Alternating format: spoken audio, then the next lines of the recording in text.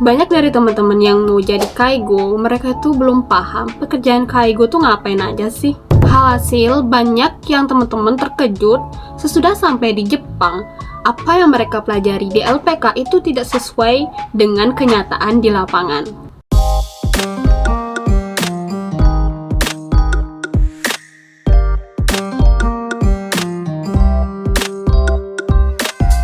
Nah, untuk teman-teman yang masih bingung, pekerjaan kaigo itu tidak sesederhana yang kita pikirkan. Nah, di video kali ini aku ingin membahas pekerjaan kaigo itu seperti apa sih? Baik, selanjutnya aku di sini akan memberikan ilustrasi kepada teman-teman. Jadi anggap aja ini si Putri ya. Aku anggap ini si Putri. Putri ini sama awal-awalnya itu juga bingung kerja kaigo tuh sebenarnya ngapain aja. Nah, si Putri ini lalu nanyalah ke cutting-cutting yang sudah berpengalaman di Jepang. Ini tuh aku ilustrasikan ada 3 cutting ya teman-teman. Ada cutting A, B, dan C. Si cutting A itu mengatakan bahwa pekerjaan kaigo itu dimana dia banyak mengunjungi ke rumah-rumah lansia, dimana dia melakukan pekerjaan dia itu di rumah lansia yang membutuhkan pertolongan si kakak ini. Jadi segala aktivitas baik masak, ganti popok, dan semua yang dibutuhkan si lansia ini itu dilakukan di rumah lansia tersebut. Next, ke cutting B. Si Putri ini pun nanya ke cutting B ya. Menurut si cutting B itu dia memiliki pengalaman yang berbeda, dimana pagi-pagi itu dia menjemput ke rumah si lansia yang membutuhkan servis atau pelayanan. Paginya itu dia jemput, terus dia bawa ke shiatsu. Di shiatsu, di tempat lansia itu dia melakukan segala aktivitas yang sudah terstruktur. Nah, untuk sorenya dia antarkan lagi balik ke rumah lansia. Begitu terus selanjutnya. Next, ke cutting C. Yang menurut cutting C ini juga berbeda dari cutting A dan B. Nah, si cutting C ini mengatakan bahwa dia melakukan aktivitasnya itu seluruhnya di shiatsu. Nggak ada yang namanya datang ke rumah lansia, menjemput lansia, itu nggak ada. Yang dia lakukan itu dimana dia datang ke shiatsu, melakukan segala aktivitasnya selesai juga di shiatsu. Jadi lansia itu juga tinggal di shiatsu, nggak balik ke rumah. Si jadi Putri ini juga bingung loh, sebenarnya kerjaan kaigo tuh yang mana sih yang bener? Kenapa semua cutting yang ditanya memiliki pengalaman yang berbeda-beda? Nah, di Jepang sendiri yang aku tahu ya teman-teman, secara garis besar memiliki 3 jenis servis yang bisa diterapkan ke masyarakat lansia di Jepang. Itu pertama, Homon Keisai Bisu. Kedua, Suso Keisai Bisu. Ketiga, Nyusho Keisai Bisu. Dari ketiga servis ini atau dari ketiga pelayanan ini memiliki kriteria yang berbeda-beda. Yang pertama yaitu Homon Keisai Bisu. Jadi Homon Keisai Bisu itu memiliki pelayanan yang dimana kita sebagai kaigo yaitu melakukan pelayanan kita itu ke rumah lansia tersebut ya. Jadi singkatnya kita mendatangi rumah lansia tersebut.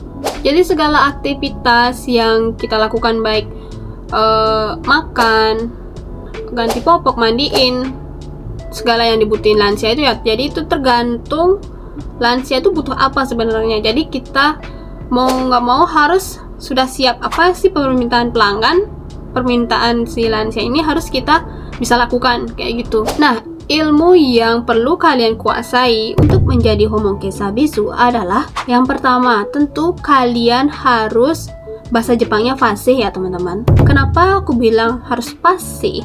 Fasih atau pera-pera, dimana kalian ketika berkunjung ke rumah lansia tentu kalian harus menggunakan bahasa yang sopan. Karena keluarga lansia itu kebanyakan ya teman-teman, keluarga lansia itu memiliki kriteria atau kodawari yang sangat banyak gitu, yang sangat berbeda-beda.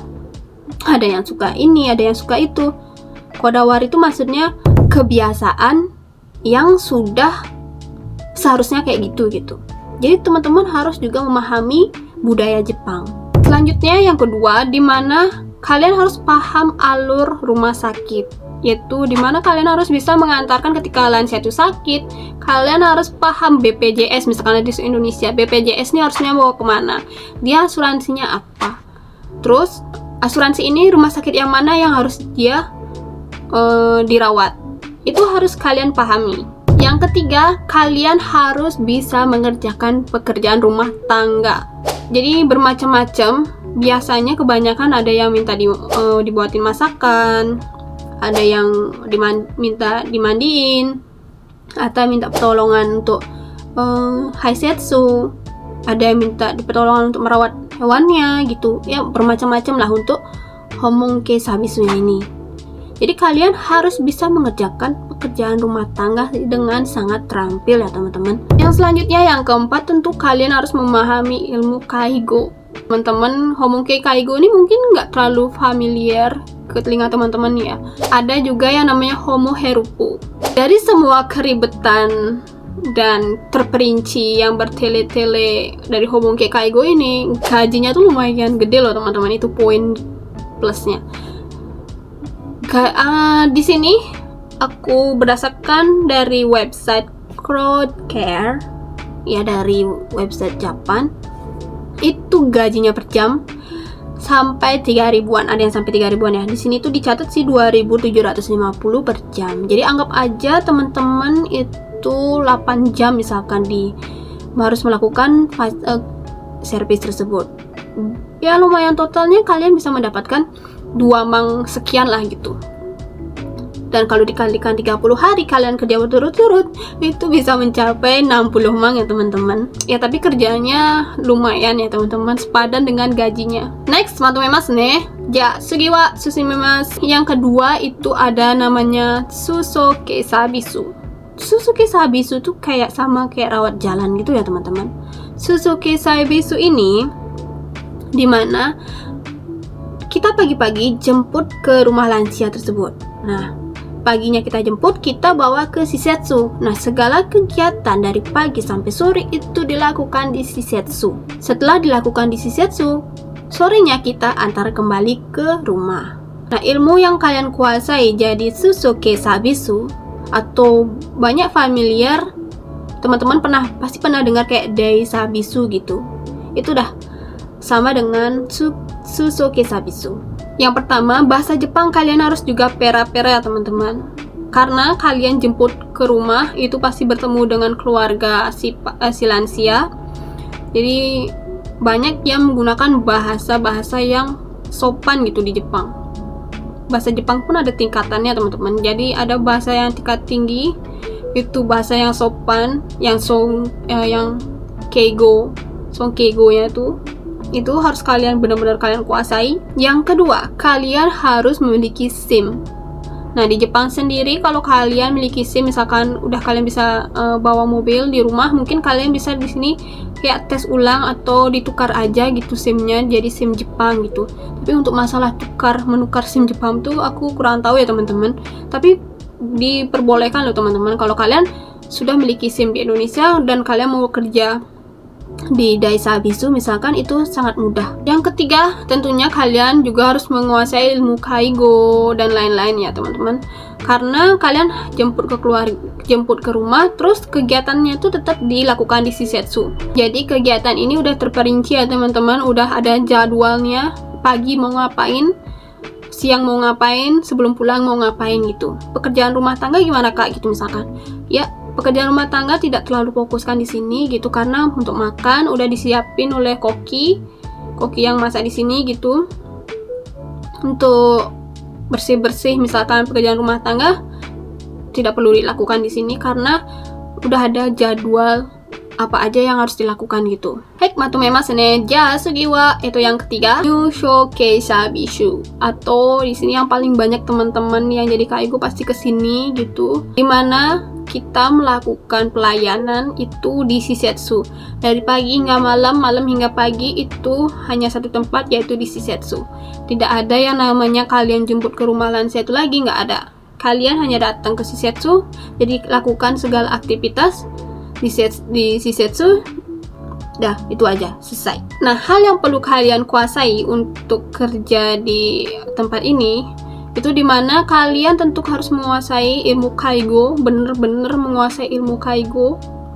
Bahasa Jepang juga ya, kalau fasis banget yang nggak begitu juga sih ya teman-teman, karena di sini ya penting kalian bisa bahasa Jepang, ngerti, diajak komunikasi, itu aja udah cukup. Selanjutnya, mental dan fisik kalian harus kuat di sini, teman-teman. Kenapa aku bilang kayak gitu? Karena di sini tuh banyakkan lansia yang dirawat itu adalah dimana lansia ini kelas tingkatan penyakitnya gitu. Kalau aku bilang itu kelas yang berat-berat gitu, demensia yang berat, yang banyak kalian nemuin yang pasien atau yang dimana kalian menemukan lansia yang lumpuh, yang banyak pakai kursi roda kayak gitu. Pokoknya yang kelas-kelas yang berat-berat lah di sini gitu. Yang benar-benar yang nggak bisa melakukan kegiatan sehari-hari, atau si lansia ini melakukan kegiatan sehari-hari ini dengan baik dan benar. Jadi kalian harus bantu full atau bantu setengah gitulah. Nah, jadi teman-teman, seperti itu pembagian Kaigo secara umum yang aku ketahui ya teman-teman. Jadi kalau teman-teman sebelum kalian mensetsu atau sebelum kalian kontrak kerja gitu, biasanya akan diumumin gitu, kalian itu dibutuhkan di bidang yang mana. Jadi baca bener-bener biar kalian siap. Apa yang harus kalian siapin, ya kalian harus siapin juga gitu sebelum kalian sampai di Jepang. Mana kalian udah siap jadi Kaigo? Makasih untuk teman-teman yang udah liatin video aku dari awal sampai akhir. Semoga video aku ini bermanfaat untuk kalian semua.